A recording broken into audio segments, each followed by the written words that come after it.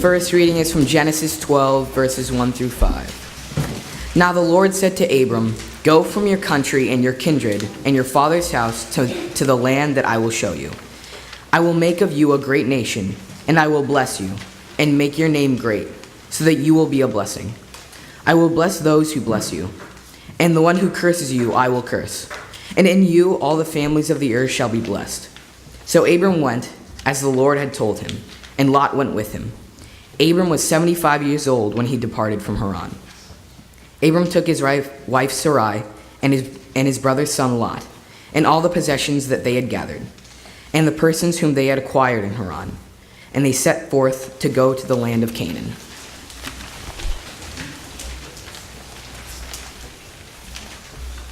The second reading is from the book of Isaiah, chapter 58, verses 1 to 9. Shout out, do not hold back. Lift up your voice like a trumpet. Announce to my people their rebellion, to the house of Jacob their sins. Yet day after day they seek me and delight to know my ways, as if they were a nation that practiced righteousness and did not forsake the ordinance of their God. They ask of me righteous judgments. They delight to draw near to God. Why do we fast, but you do not see? Why humble ourselves, but you do not notice?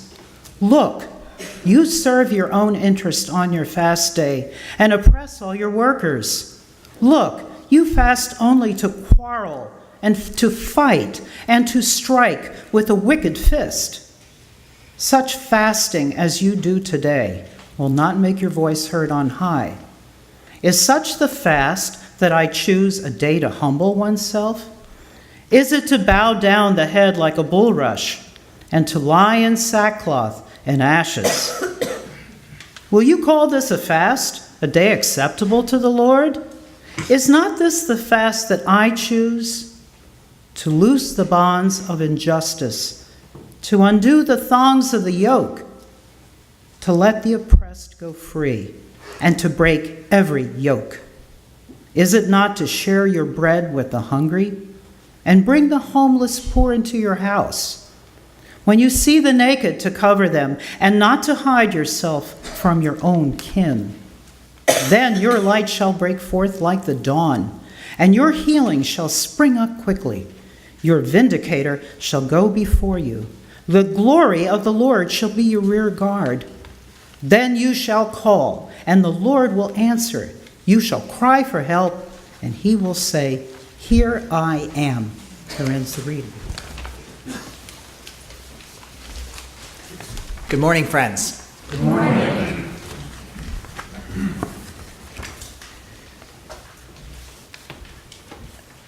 I'm really so grateful to be here this morning, and so grateful to see this congregation filled with all these smiling faces, this great enthusiasm, the children who were up front, the band, the pizza band. It's really a pleasure to be here, and I am particularly grateful this morning and every day for the friendship of Reverend Wilson and Reverend Rogers. When I began at Temple Israel about 2.5 years ago, one of the very first welcoming phone calls that I received was from Bernard. Right from the beginning of our relationship, we have been able to discuss some of the most important and substantive issues that our congregations and our faith communities face.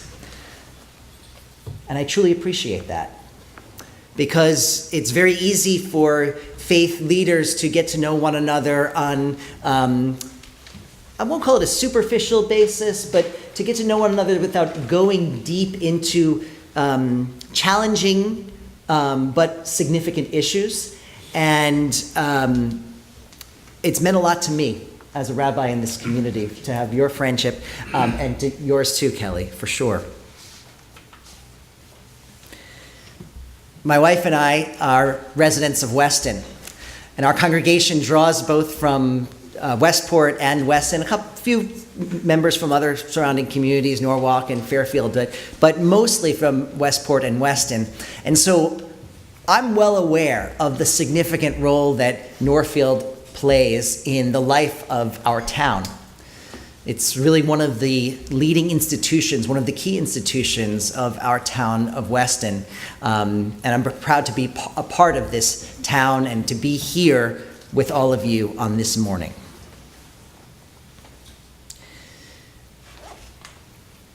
Reverend Wilson and Reverend Rogers and I spoke in depth a number of times about our gathering this morning. And as we spoke, we honed in on what for me is a fascinating topic, the topic of covenant and commandment and commitment in Jewish and Christian tradition. There's a lot to say on this topic. In Judaism, we have 613 commandments. That's a lot. The number was identified by, that number 613 was identified by one of the great rabbis of history named Maimonides. He lived in Egypt about 800 years ago, and he actually counted them out. He enumerated them. Now, it might seem that 613 is a very large number of commandments to fulfill, but it's not as difficult as you might imagine. Of the 613, 365 of them are don'ts.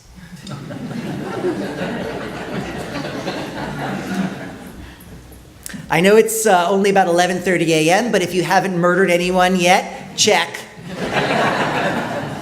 If you haven't stolen something, check. There are also 248 do's, 248 positive commandments, things that we are supposed to actively do. Some of those commandments are daily, things that we're supposed to do every day. Some of those commandments are things we're supposed to do, say, once a year or on certain occasions. Some of those commandments may only be achievable once in your lifetime. For example, the first commandment that Abraham, the first Jew, our ancestor Abraham, is given is to circumcise his son at the age of 8 days. We Jews still live out this commandment through the ceremony that we call a bris, or in Hebrew, a brit milah. Brit milah literally means a performing of the covenant. Brit being the Hebrew word for covenant. Of course, a brit milah, a circumcision ceremony, is something you only do once in a lifetime.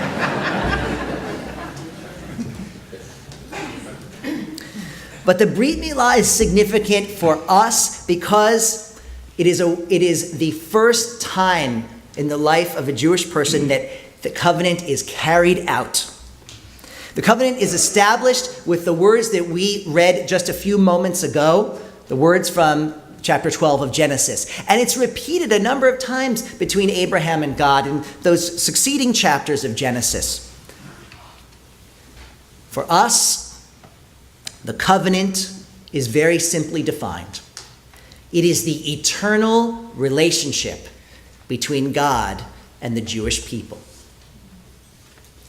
Note how I framed it. The covenant is communal by nature. God doesn't make the covenant with any particular one person, but with all of the Jewish people, all at once. And does it through Abraham, but does it all the way down through the generations. In Deuteronomy, we are told, when Moses speaks to the people on behalf of God, God says, I'm making this covenant not just with those of you who are here today, but with all of those who will come after you down through the generations. Everyone inherits this covenant. In fact, in other parts of the Bible, the covenant is described in Hebrew as a Yerusha or a Nachalah, different words that might mean inheritance or birthright. When you're born as a Jew, you inherit this. If you decide to become Jewish, if you convert to Judaism later on in your life, you also inherit this covenant. And we try to stay faithful to it. But we know often as a community and as individuals, we've fallen short. You know the story perhaps of Elijah, the prophet, in 1 Kings. Elijah desperately tries to get the people of Israel to remain faithful to the covenant while we are off worshiping foreign gods. Elijah runs away as he's being chased by the evil King Ahab. He runs away to a cave on Mount Sinai, and there he complains to God, "I'm doing my best, God, but these people just won't listen. They just won't follow the covenant." Fortunately, we, the Jewish people, we learned from that scenario. We learned from that story. And we bring Elijah's name to bear often when we fulfill the terms of the covenant, which we would call commandments, or in Hebrew, mitzvot. When we perform a bris, ritual circumcision. When we have a Passover Seder. When we conclude Shabbat every single week, we invoke the name of Elijah, the prophet, at each of those occasions. A once-in-a-lifetime ceremony, like the bris. An annual ceremony, like Passover. A weekly ceremony, like the Sabbath. We say, by invoking Elijah's name, we say, "Hey God, we're still here, and we're still following this covenant. We are still faithful." And of course, in saying those words, it's a reminder to God. A reminder to God, or perhaps a plea to God. God, please take notice and act on our behalf. Give us grace and compassion. And so, although the covenant is communal, we access it or we perform it individually. Reverend Wilson taught me a great word. A word coined perhaps by the wonderful Reverend Jim Forbes. The word is tangibilitate. If I were to translate, it's hard, you get what it means anyway, to make something tangible, right? Perhaps to make the ephemeral concrete. Well, through those 613 commandments that I mentioned earlier, what we would call in Hebrew mitzvot, literally commandments, we tangibilitate the covenant.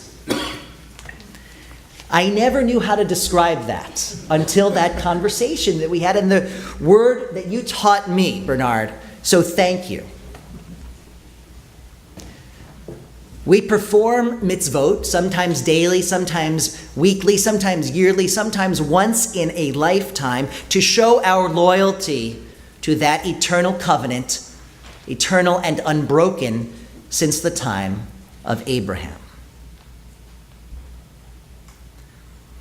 But the prophets build upon what we were taught in the Torah being the first 5 books of our Hebrew Bible.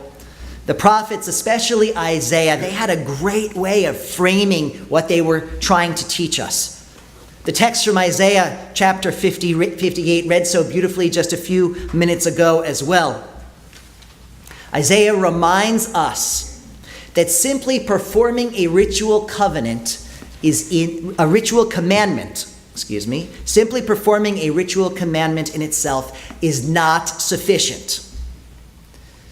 Performance of a ritual commandment must be joined with the performance of an ethical commandment as well. They're dependent upon one another. Just because our tradition teaches us to fast on Yom Kippur doesn't mean that by fasting on Yom Kippur, our Day of Atonement, that we've fulfilled the commandment. In fact, our Day of Atonement only serves to atone for sins committed between human beings and God. For sins committed between human beings, between one person and another, we must apologize if we're the one who committed the sin, or we must forgive if we were the one who was wronged in order for the Day of Atonement to be valid. And it's not just on the Day of Atonement, by the way, that the ritual has to be joined with the ethical. We can take a Jewish ritual such as lighting the Sabbath candles, which we are commanded to do every Friday evening at sundown. Why do we light them? Yes, because we believe that this is a way of carrying out our Jewish commandments, but it's more than that. We hope that by lighting those Shabbat candles, our lives will be made better. And not in some magical, mystical way, but in tangible ways. Perhaps it's that for those moments of lighting the candles, we put away our devices, our screens. We gather with those who are most important to us.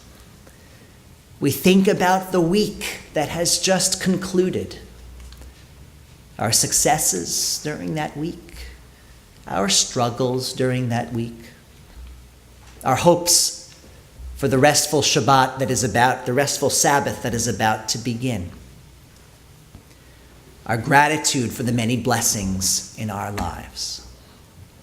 And so then we light the candles, but the candles themselves are not what's important. What's important is everything else that we have brought to the fulfillment of this mitzvah, of this commandment.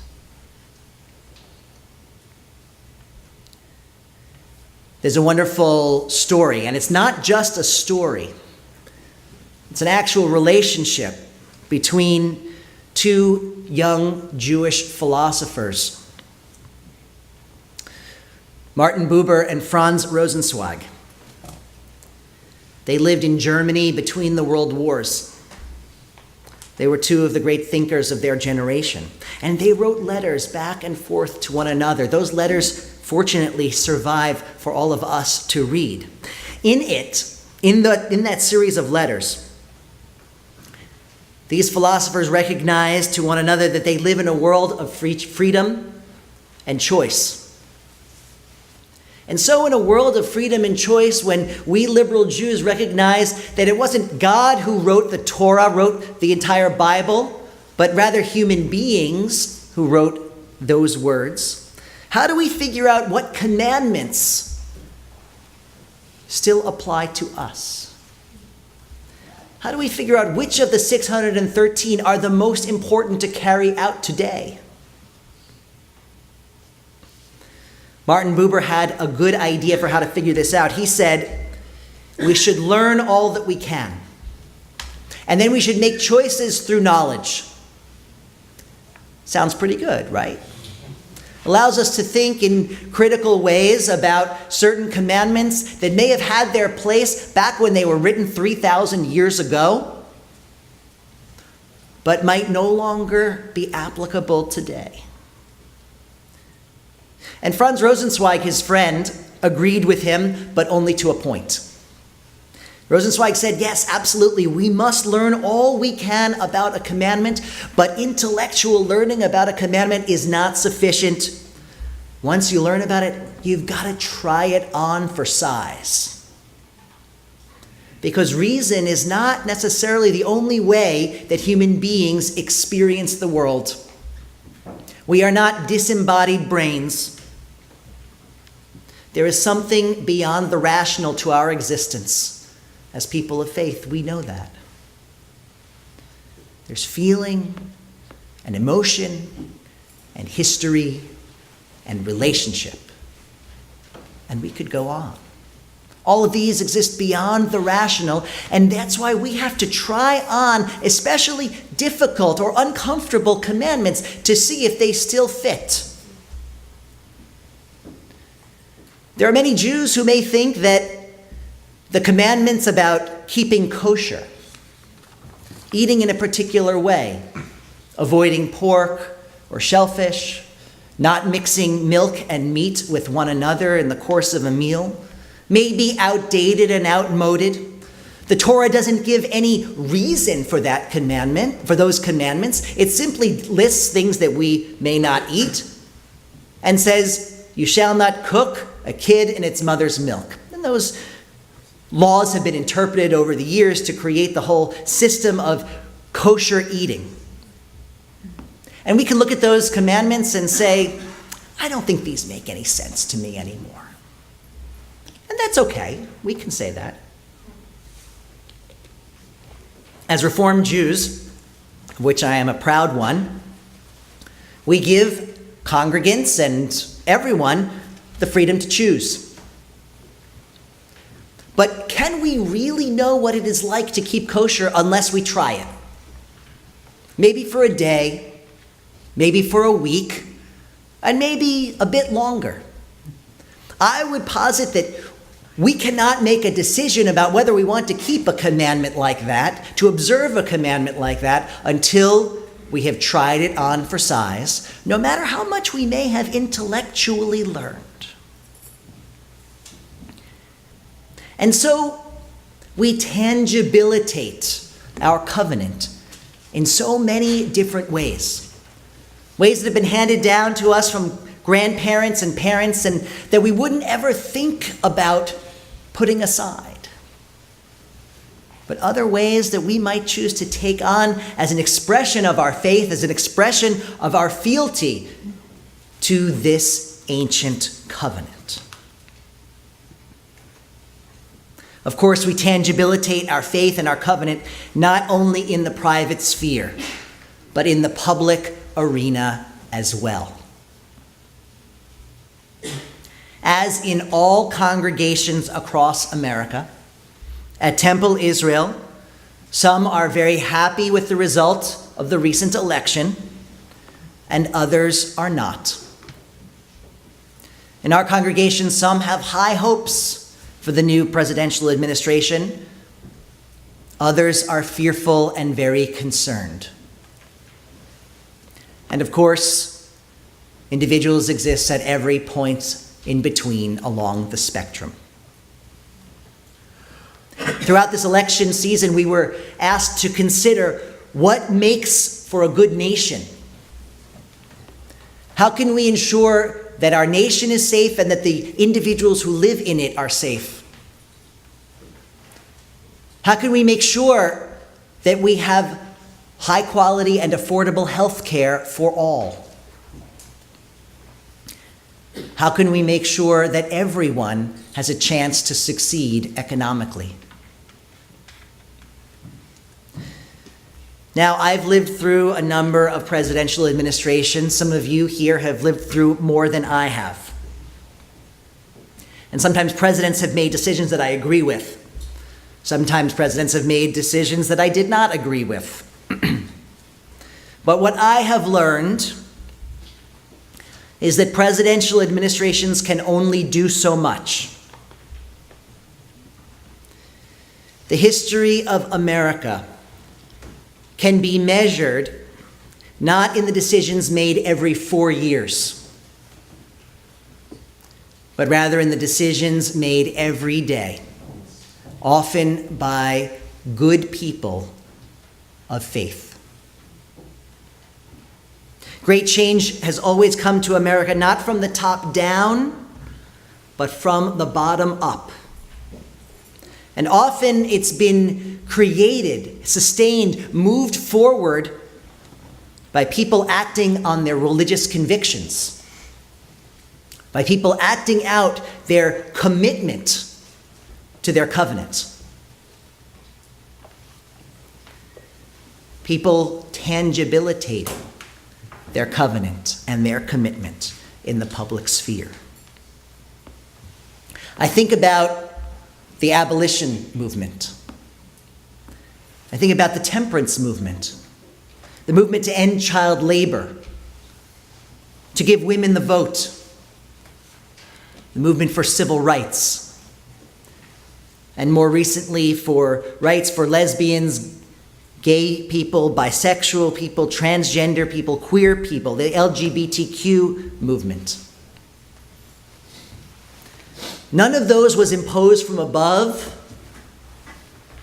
but rather rose up from individuals in pews like ours and from places not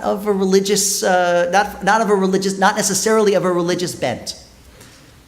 But quite often, each of those movements was created and sustained and brought into the public sphere by good people of all faiths. Jews and Christians working together, joined by Muslims, Hindus, people of every background. And so as religious people of good faith, our role as citizens in the public sphere is not just to tangibilitate the covenant with a choice made once every 4 years or even every year on election day. Our responsibility is to act out our covenant every day. Yes, at home. Yes, in church or in synagogue. And yes, in the public sphere as well. We do so by operating on principles. We believe that we should have a safe nation. We believe that everyone should have the chance to get ahead. We believe that every citizen should have access to quality health care. Surely, these are all important to us as ways to tangibilitate our covenant with our eternal God in our own life and in the life of our nation. May we do so together. Kain ihi ratzon. May it be so.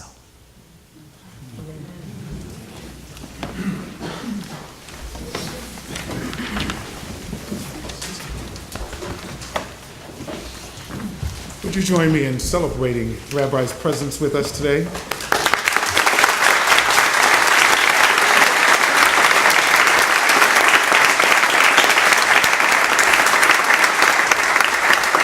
I too appreciate your friendship and your leadership in this community. God be with you every single day.